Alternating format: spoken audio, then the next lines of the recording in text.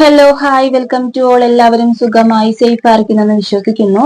നമുക്കിപ്പം നിങ്ങളുടെ പേഴ്സൺ, നിങ്ങൾ ഇഷ്ടപ്പെടുന്ന വ്യക്തി നിങ്ങളിലേക്ക് തന്നെ തിരിച്ചു വരുമോ, അവരുടെ കറന്റ് തോട്ട്സ് എന്താണ്, കറന്റ് ഫീലിങ്സ് എന്താണ് എന്നുള്ളത് നോക്കാം. ഇതൊരു ജനറൽ റീഡിംഗ് ആണ്. സോ നിങ്ങൾക്ക് റെസനേറ്റ് ആവുന്നത് മാത്രം എടുക്കുക, അല്ലാത്ത കാര്യങ്ങളൊക്കെ വിട്ട് കളയുക. നെഗറ്റീവിനെ ജീവിതത്തിലേക്ക് അട്രാക്ട് ചെയ്യാതിരിക്കുക. ടൈംലെസ് ആയതുകൊണ്ട് ഈ വീഡിയോ നിങ്ങളുടെ മുന്നിലേക്ക് എപ്പോൾ വരുന്നു അപ്പോൾ നിങ്ങൾക്ക് ഇത് resonate ആവുന്നതായിരിക്കും.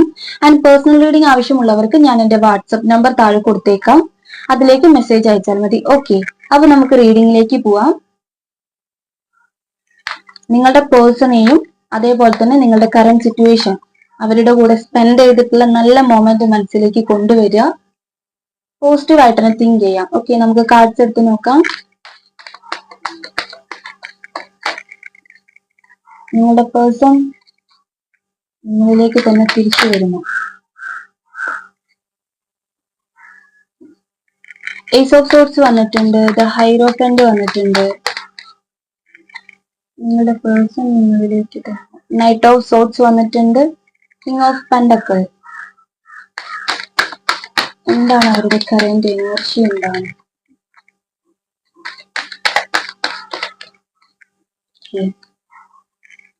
Night of cups, the moon card, അവരുടെ current energy, ace of cups, five of wands വന്നിട്ടുണ്ട്, സിക്സ് ഓഫ് വൺസ് റിവേഴ്സ്ഡ് ആണ്.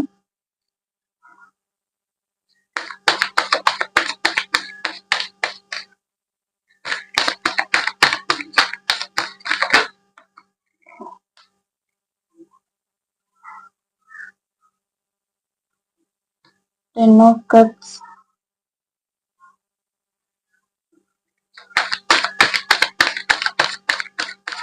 എന്താണ് അവരുടെ കറന്റ് എനർജി, എന്താണ് കറന്റ് ഫീലിങ്സ്, എന്താണ്? എയ്റ്റ് ഓഫ് വൺസ് വന്നിട്ടുണ്ട്, seven of pentacle. Okay, bottom of the deck വന്നിട്ടുള്ളത് two of sorts ആണ്. ഓക്കെ, എനിക്ക് സ്പ്രെഡ് എടുത്തതിൽ നിന്നും വന്നതിൽ നിന്നും മനസ്സിലായത് നിങ്ങളുടെ പേഴ്സണെ സംബന്ധിച്ച് ഇപ്പോഴുള്ള ഒരു കറന്റ് എനർജിയിൽ അവർ കുറച്ച് ഫിനാൻഷ്യൽ ഇഷ്യൂസ് ഒക്കെ നേരിടുന്നതായിട്ട് ഇവിടെ കാണുന്നുണ്ട്. കിങ് ഓഫ് പെന്റക്കിൾ വന്നിട്ടുണ്ട്, സെവൻ ഓഫ് പെന്റക്കിൾ വന്നിട്ടുണ്ട്. എന്തൊക്കെയോ കാര്യങ്ങൾ ഇങ്ങനെ സ്വരൂപിച്ച് വെക്കാൻ വേണ്ടിയിട്ട്, ഫിനാൻഷ്യലി ഒന്ന് സ്റ്റേബിൾ ആകാൻ വേണ്ടിയിട്ട്, ഫിനാൻഷ്യലി ഒന്ന് സ്റ്റെബിലിറ്റി കൊണ്ടുവരാൻ വേണ്ടിയിട്ട് നിങ്ങളുടെ പേഴ്സൺ ഇപ്പോൾ ട്രൈ ചെയ്യുന്നതായിട്ട് ഇവിടെ കാണുന്നുണ്ട്. ഓക്കെ, അതുപോലെ തന്നെ നിങ്ങളുടെ പേഴ്സൺ നിങ്ങളിലേക്ക് തന്നെ തിരിച്ചു വരുമോ എന്നുള്ള ക്വസ്റ്റ്യന് 100% ഉറപ്പ് പറയാൻ പറ്റും. നിങ്ങളിലേക്ക് തന്നെ തിരിച്ചു വരും. എന്ത് സിറ്റുവേഷൻ ഉണ്ടെങ്കിലും, അത് എന്ത് തന്നെയാണെങ്കിലും നിങ്ങളിലേക്ക് തന്നെ തിരിച്ചു വരും.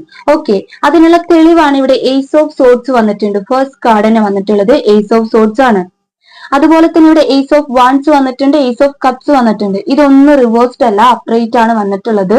സോ നിങ്ങൾ തമ്മിലുള്ള ഒരു റീയൂണിയൻ ആണ്, സംശയമല്ല, ഒരു ഡൗട്ട് അല്ല, റീയൂണിയൻ ആണ്, 100% ഉറപ്പാണ്.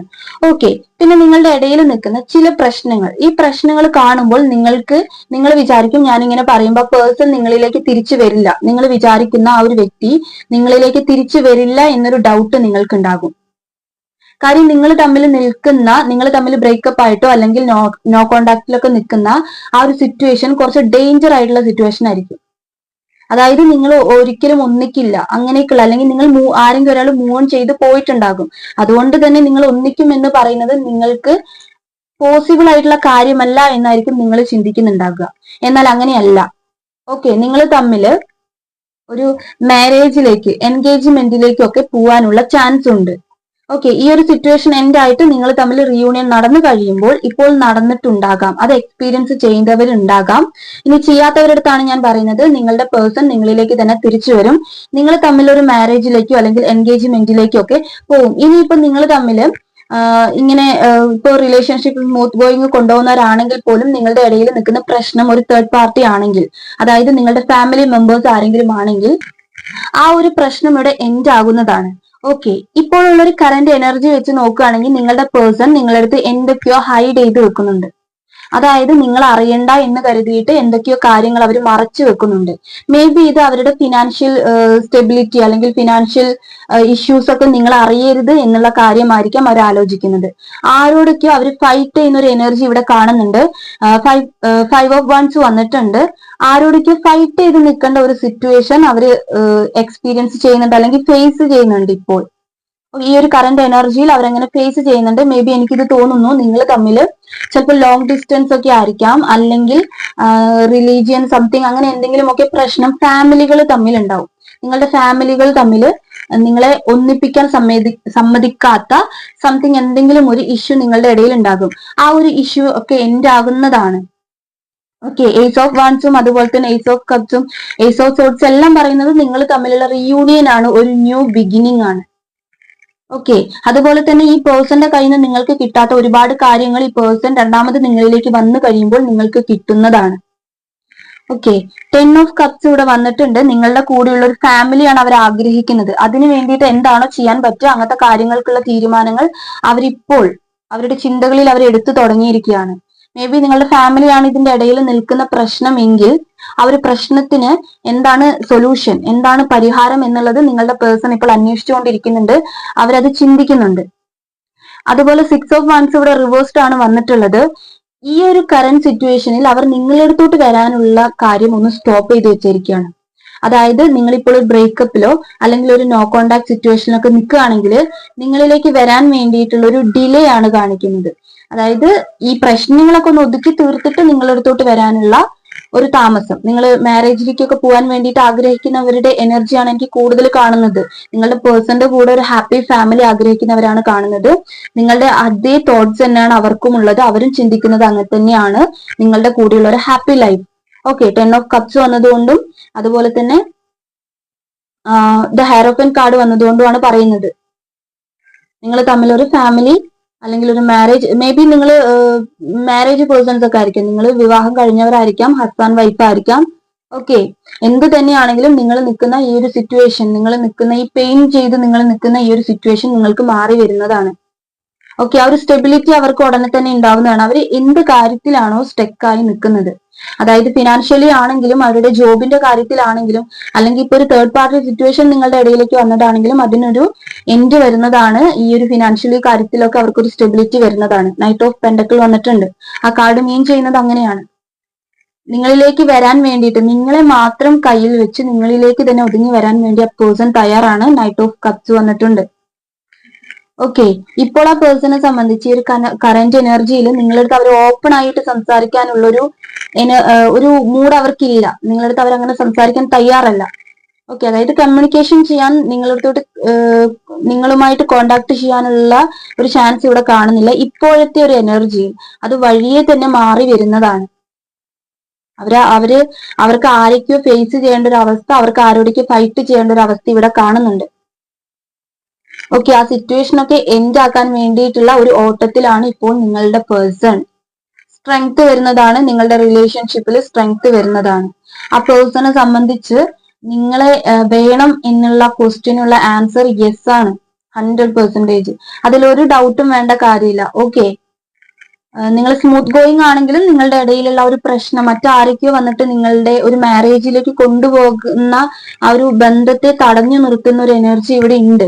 അതൊക്കെ എൻഡ് ആയി പോകുന്നതാണ്. ഓക്കെ, ഇത് മൂൺ കാർഡ് വന്നതുകൊണ്ട് നിങ്ങളുടെ റിലേഷൻഷിപ്പിൽ ഇതിനു മുൻപേ തേർഡ് പാർട്ടി സിറ്റുവേഷൻ കൊണ്ടൊക്കെ ബ്രേക്കപ്പ് സിറ്റുവേഷനിലേക്ക് നോ കോണ്ടാക്റ്റിലേക്കൊക്കെ പോയവരുണ്ടെങ്കിൽ നിങ്ങളൊരു കാര്യം മനസ്സിലാക്കുക, അവർ ഹൈഡ് ചെയ്ത് വെച്ചിട്ടുള്ള കാര്യം ഇതായിരിക്കാം. ആ തേർഡ് പാർട്ടിയുടെ കാര്യങ്ങൾ, എന്തെങ്കിലുമൊക്കെ കാര്യങ്ങൾ നിങ്ങൾ അറിയരുത് എന്നുള്ള ഒരു കാര്യം അവർ ചിന്തിച്ചിട്ടുണ്ടാകാം.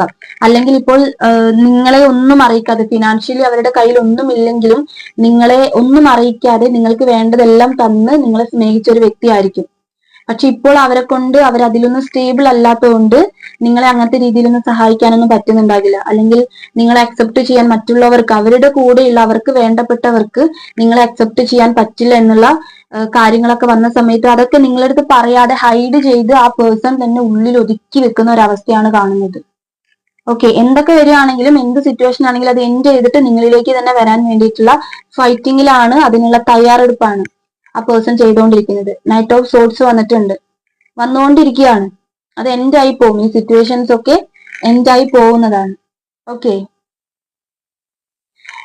നിങ്ങളുടെ കൂടെ വന്നു കഴിയുമ്പോൾ ഫാമിലി എങ്ങനെ മുന്നോട്ട് പോകണം, അല്ലെങ്കിൽ പിന്നെയും ഈ ഒരു തേർഡ് പാർട്ടി സിറ്റുവേഷൻ ഒന്നും വരാതെ എങ്ങനെ മുന്നോട്ട് പോകണം എന്നുള്ള കാര്യങ്ങളിലേക്കൊക്കെയുള്ള ചിന്തകളാണ് ഇപ്പോൾ അവരുടെ മനസ്സിലൂടെ പോയിക്കൊണ്ടിരിക്കുന്നത്.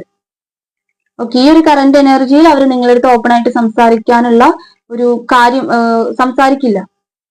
കാര്യം ഇപ്പോൾ അവര് ബാക്കിയുള്ള എന്തൊക്കെയോ കാര്യങ്ങളിലേക്ക് ഇങ്ങനത്തെ ഈ ഒരു കാര്യങ്ങളെല്ലാം എൻഡ് ചെയ്യാനുള്ള ഒരു ഓട്ടത്തിലാണ്. ഓക്കെ. നിങ്ങളുമായിട്ടുള്ള ഒരു ഫാമിലി ഇവിടെ ഉണ്ടാവുന്നതാണ് ആൻഡ് നിങ്ങൾ തമ്മിൽ റിയൂണിയൻ ഉണ്ടാവുന്നതാണ്. ഈ തേർഡ് പാർട്ടി സിറ്റുവേഷൻ ആണ് അവരുടെ ഫിനാൻഷ്യലി ആയിട്ടുള്ള കാര്യങ്ങളും നിങ്ങളുടെ ഇടയിൽ നിൽക്കുന്ന ആരാണെങ്കിലും ആ ഒരു സിറ്റുവേഷൻ എൻഡ് ആകുന്നതാണ്. നിങ്ങൾക്ക് നേരെ നിങ്ങൾക്ക് എന്താ പറയാ കാലചക്രം നിങ്ങൾക്ക് വേണ്ടി തിരിയുന്നത് പോലെ നിങ്ങളിലേക്ക് തന്നെ നിങ്ങളുടെ പേഴ്സൺ എത്തിച്ചേരുന്നതാണ് എല്ലാം കൊണ്ടും.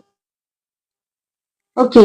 ഈ ഒരു റീഡിംഗ് ഇത്രയേ ഉള്ളൂ. നിങ്ങൾക്ക് റെസനേറ്റ് ആയിട്ട് തോന്നുന്നുണ്ടെങ്കിൽ ഉറപ്പായിട്ടും കമന്റ് ചെയ്യുക ആൻഡ് ലൈക്ക് ചെയ്യുക.